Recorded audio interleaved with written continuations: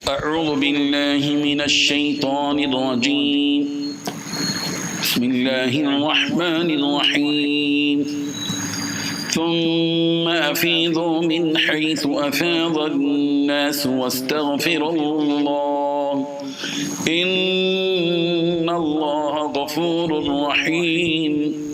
فإذا قضيتم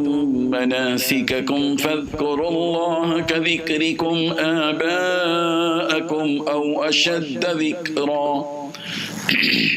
فمن الناس من يقول ربنا آتنا في الدنيا وما له في الآخرة من خلاق ومنهم من يقول ربنا آتنا في الدنيا حسنة وفي الآخرة حسنة وقنا عذاب النار أولئك لهم نصيب مما كسبوا والله سريع الحساب صدق اللہ العظیم۔ حاضرین و ناظرین، یہ درس نمبر 131 ہے۔ سورہ بقرہ کی 4 آیتیں تلاوت کی گئی ہیں، 199 سے 202 تک، 199 سے لے کر 202، یہ 4 آیتیں ہیں۔ لفظی ترجمہ دیکھیے، ثم پھر، افیضو روانہ ہو جاؤ، من حیث جہاں سے، افاض الناس عام لوگ روانہ ہوتے ہیں، واستغفر اللہ اور اللہ سے مغفرت مانگو، ان اللہ غفور الرحیم بے شک اللہ بخشنے والے رحم کرنے والے ہیں۔ فَإِذَا قَضَيْتُمْ پس جب تم پورا کر لو، مناسککم تمہارے مناسک یعنی تمہارے حج کے مناسک، تو فذکروا اللہ تو پس اللہ کا ذکر کرو، کذکرکم آباءکم جیسے کہ تم اپنے باپ داداؤں کا ذکر کرتے ہو، او اشد ذکرا بلکہ اس سے بھی بڑھ کر ذکر کرو۔ فمن الناس پس لوگوں میں سے، من یقولو بعض وہ لوگ ہیں جو کہتے ہیں، ربنا آتنا فی الدنیا اے ہمارے پروردگار ہمیں عطا کر دنیا میں، وما لہ فی الآخرہ ایسے آدمی کے لیے آخرت میں نہیں ہے، من خلاق کوئی حصہ کوئی نصیبہ، ومنہم اور انہی میں سے بعضی وہ ہیں جو من یقول جو کہتے ہیں، ربنا اے ہمارے پروردگار آتنا ہمیں عطا فرمائیے، فی الدنیا حسنہ دنیا میں بھی بھلائی، وفی الآخرت حسنہ اور آخرت میں بھی بھلائی، وقنا عذاب النار اور ہمیں دوزخ کے عذاب سے بچائیے، اولئک یہی وہ خوش نصیب لوگ ہیں، لہم ان کے لیے نصیب حصہ ہے، مما کسبوا جو کچھ کہ انہوں نے کمایا، واللہ سریع الحساب اور اللہ جلد حساب لینے والے ہیں۔ پوری آیت کا ترجمہ اس طرح ہوگا، تم اسی جگہ سے روانہ ہو جہاں سے عام لوگ روانہ ہوتے ہیں اور اللہ سے مغفرت مانگو، اللہ بہت بخشنے والا بڑا مہربان ہے۔ پھر جب تم اپنے حج کے کام پورے کر چکو تو اللہ کا اسی طرح ذکر کرو جس طرح تم اپنے باپ داداؤں کا ذکر کرتے ہو، بلکہ اس سے بھی زیادہ ذکر کرو۔ اب بعض لوگ تو وہ ہیں جو دعا میں بس یوں کہتے ہیں کہ اے ہمارے پروردگار ہمیں دنیا میں عطا فرما، دنیا میں بھلائی عطا فرما، اور آخرت میں ان کا کوئی حصہ نہیں ہوگا۔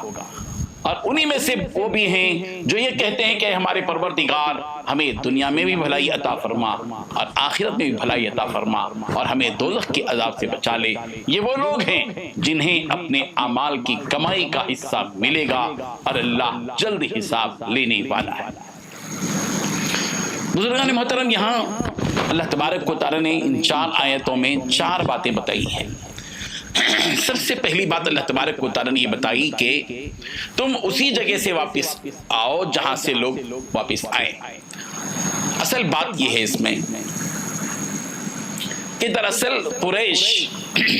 جب حج کیا کرتے تھے تو مزدلفہ تک جاتے تھے اور مزدلفہ ہی میں قیام کر کے واپس آ جاتے تھے، عرفات کے میدان کو نہیں جاتے تھے۔ یہ زمانے جاہلیت کی رواج،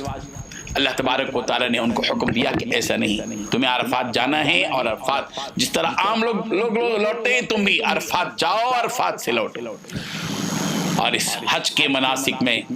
ظاہر بات ہے کہ ایک اہم فریضہ ہے حج۔ ہو سکتا ہے کہ غلطیاں ہوں، خامیاں ہوں، کوتاہیاں ہوں، لغزشیں ہوں، اس لیے اللہ تعالیٰ نے دوسری بات یہ بتائی کہ وَاسْتَغْفِرُ اللَّهَ، اللہ سے ڈرو، اللہ سے معافی مانگو، مغفرت طلب کرو اللہ تبارک و تعالیٰ سے۔ اور یہ بات یاد رکھو، اللہ کی شان اور اللہ کا دستور یہ ہے کہ اللہ تبارک و تعالیٰ کی صفت عظیم یہ ہے کہ اللہ تعالیٰ معاف بھی کرتے ہیں، غفور بھی ہیں، رحیم بھی ہیں، بڑے مہربان۔ تیسری بات جو اللہ تبارک و تعالیٰ نے یہاں بتائی وہ یہ کہ فَإِذَا قَضَيْتُم مَنَاسِكَكُمْ، کہ جب تم حج کے مناسک پورے کر چکو، طواف ہے، سعی ہے، رمی ہے، قربانی ہے، حلق ہے، وقوف عرفات ہے، فلاں ہے، رمی جمار ہے، ساری کی ساری چیزیں جب کر چکو، حج کے سارے مناسک جب تم پورے کر چکو تو اب اللہ کا ذکر کرو، کثرت کے ساتھ اللہ کا ذکر کرو۔ اور اللہ کا ذکر بھی یوں ہی رسمی طور پر نہیں، تم تو اپنے باپ دادا کا جب مجلسوں میں بیٹھتے ہو تو بار بار تذکرے کرتے ہو، تعریفیں ان کے پل باندھتے ہو، جس طرح تم اپنے باپ داداؤں کو یاد کرتے ہو بلکہ اس سے بھی بڑھ کر اللہ کو یاد کرو۔ یہ اللہ تعالیٰ نے تیسری چیز بتائی۔ اور چوتھی چیز اللہ تبارک و تعالیٰ نے جو بتائی وہ یہ کہ دنیا میں دو قسم کے لوگ ہیں، ایک وہ جو جن کو صرف دنیا چاہیے، بس جن کا ہدف، جن کا نشانہ دنیا ہی دنیا ہے، وہ دنیا چاہتے ہیں، بس ان کو مرنے کے بعد اس سے کچھ لینا دینا نہیں ہوتا۔ یہ وہ لوگ ہیں جو صرف دنیا میں ہی کہتے ہیں کہ ہم کو دنیا میں عطا کر، دنیا میں عطا کر، دولت دے، دنیا کی دولت دے، دنیا دے، دنیا دے، ڈگریاں دے، عہدے دے، فلاں دے، فلاں دے، دنیا ہی مانگتے ہیں۔ اللہ فرماتے ہیں وَمَا لَهُ فِي الْآخِرَةِ مِنْ خَلَاقٍ، آخرت میں ان کا کوئی حصہ نہیں۔ اور بعض وہ لوگ جو خوش نصیب ہیں وہ ہیں جو یہ کہتے ہیں کہ ربنا آتینا فی الدنیا حسنہ وفی الآخرۃ حسنہ وقنا عذاب النار، جو اللہ تعالیٰ سے پروردگار سے دعا کرتے ہیں کہ اے پروردگار ہم کو دنیا میں بھی بھلائی عطا فرما اور آخرت میں بھی بھلائی عطا فرما اور دوزخ کے عذاب سے ہم سب کی حفاظت فرما۔ اللہ تعالیٰ فرماتے ہیں یہ خوش نصیب وہ ہیں جن کو ان کی کمائی کا پورا پورا حصہ ملے گا اور اللہ جلد حساب کرنے والے ہیں۔ ضرورت اس بات کی ہے کہ ان سے سبق اس بات کا حاصل کریں کہ جب بھی ہم اللہ تبارک و تعالیٰ سے دعائیں مانگیں، دنیا کی بھی دعائیں مانگیں، آخرت کی مانگیں۔ صرف دنیا مانگ رہے ہیں، شہرت مانگ رہے ہیں، عزت مانگ رہے ہیں، دنیا کا رزق مانگ رہے ہیں،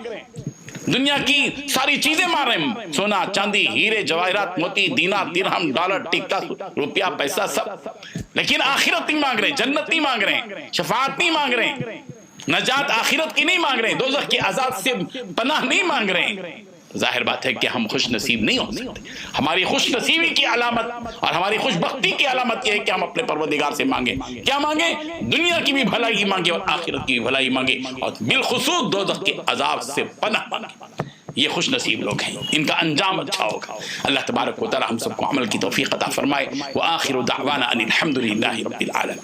لا الہ الا اللہ، لا الہ